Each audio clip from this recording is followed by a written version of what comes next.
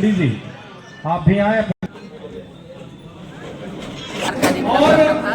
लेकिन हम कार्यकर्ताओं का स्वागत करते हैं और उनके प्रति आभार भी व्यक्त करते हैं, क्योंकि आज ये जीत हमारी नहीं है, ये हमारे कार्यकर्ताओं की जीत है और हमारे देवतुल्य कोडरमा की जनता की जीत है। उन्होंने जो विश्वास किया, जो भरोसा किया, उसके लिए हम आभार व्यक्त करते हैं।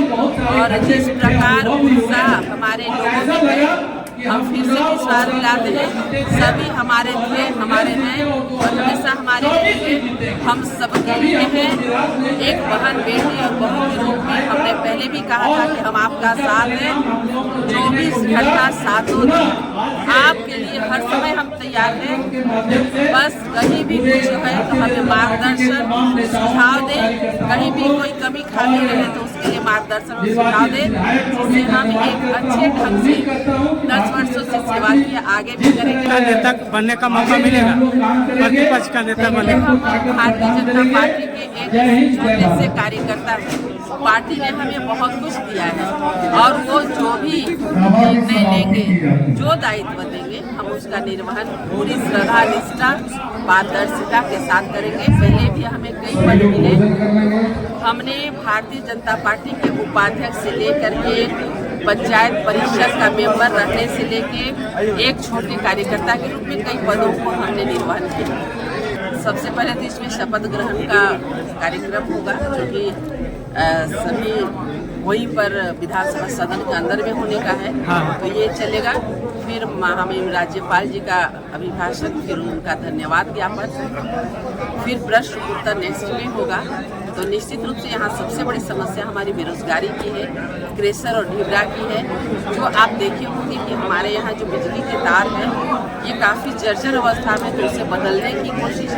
और हमारे युवाओं के लिए हमने चुनाव के पहले भी कहा था कि लाइब्रेरी हर प्रखंड में बनाना। तो इन सारी बातों को जो हमने कहा था एक एक करके पूरा करने का, और जो हमारे अधूरे मेडिकल कॉलेज है, इंजीनियरिंग कॉलेज है, डिग्री कॉलेज है, इन सारे चीज़ों को हमें खुलवाना, ये पहली प्राथमिकता कि कैसे ये सुचारू रूप से चले। इन सारी बातों पे ध्यान रखने का काम। भारतीय जनता पार्टी के जिले से लेकर के बूथ तक के जो लोग हैं, उनके द्वारा जो है आज माननीय विधायक जी का अभिनंदन समारोह था।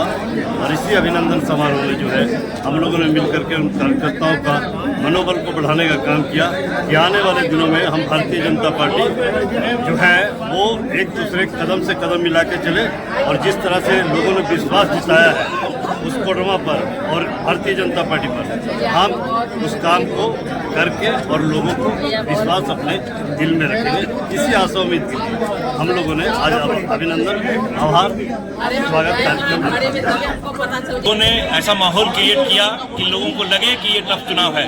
चुनाव कभी टफ था नहीं कोडरमा के लिए, क्योंकि 2 बार पहले भी हम लोग भाजपा से यहाँ जीत चुके हैं, 3री बार भी जीते हैं। लेकिन कुछ भाजपा के लोग ही, कुछ पदाधिकारी लोग ही इन्होंने इस माहौल को खराब किया और ऐसा शो किया जिससे लगे कि ये चुनाव हम लोग भाजपा हार रही है, और दूसरे के जाके छत्र छाया में जाके रहने लगे, काम करने लगे, जिससे लगा कि ये भाजपा हार चुकी है और उनकी तरफ से वो काम कर रही है। लेकिन ये भाजपा के जो कार्यकर्ता हैं, जो बूथ से लेवल से कार्यकर्ता हैं, उन्होंने जो काम करके दिखाया और 3री बार जो विजय दिलाया है, उसके लिए यहाँ कोडरमा विधानसभा की जनता को बहुत बहुत धन्यवाद, और स्पेशली कार्यकर्ता और बूथ अध्यक्षों को बहुत बहुत धन्यवाद। आज के कोडरमा विधानसभा में भाजपा की जो ये 3री बार लगातार जीत हुई है, इस जीत में उनका जो पिछले कार्यकाल का जो विकास रहा, इस विकास के प्रति भी लोगों का काफ़ी एक प्रकार का योगदान रहा है। क्योंकि मंत्री पद में थी, जो शिक्षा मंत्री थी, उस पर शिक्षा मंत्री के कार्यकाल में इनका जो काफ़ी